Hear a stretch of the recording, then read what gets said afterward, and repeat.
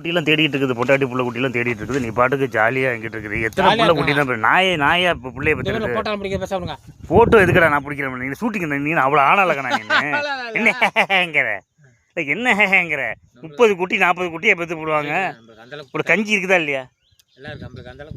இருக்கா இல்லை சோத்து கஞ்சி மாதிரி சொல்கிற?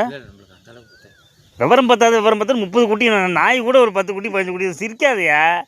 எல்லாம் தவழ்ந்து அங்கே இருக்குது தெரிஞ்சுக்கிட்டு இருக்குது. சோறு போட்டுடுறாங்க. வந்து பன்னீர் அண்ணன் வந்து நம்மளை சந்தோஷத்தை கொடுத்தா போதும்னு சொல்லி எல்லா பொண்டாட்டியும் உன்னை தேடிட்டு சேட்டலைட் வச்சு தேடிட்டு இருக்கிற மாதிரி தேடிட்டு இருக்காங்க. நீ என்னன்னா குப்பையை பொறுக்கிட்டு உட்காந்துருக்க. மூக்கை போட்டு கொட கொட கொடன்னு குடஞ்சுன்னு வச்சுக்க. இந்த சாப்பிட்றவங்க ஓடியே போயிட்டான். நேற்று ஹோட்டல் சாப்பிட்டியா நீ இட்லி? இல்லையா? அப்போ சாப்பாடே சாப்பிட மாட்டியா?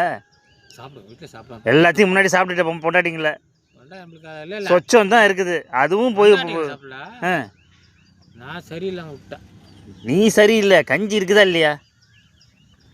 கஞ்சி இருந்தா 30 குட்டி என்ன 30 குட்டி 40 குட்டி எங்க நல்லபடியா இருக்க? வண்டி எடுத்துட்டு போன வாட்டி என்ன சொல்ற? வண்டி எடுத்துட்டு அந்த பல்லு போன கிளவிக்கிட்ட சுத்திக்கிட்டு இருக்கிற. ஏன் அப்படிலாம் பண்ற? ஏன் இப்போ இது தப்பை மறைக்க முடியாது.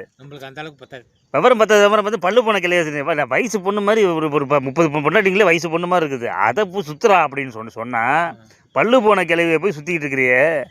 உனக்கு ரசனை என்னதான் ரசனை உனக்கு? கஞ்சி இருக்கா இல்லையா? கஞ்சினா சோத்து கஞ்சினா உருன்னு உருவி விட்டுருவோம் ஜாக்கிரதை. ஜிஹெச்சில் கஞ்சி இருக்குன்னு நான் சொல்கிறேன். நீனு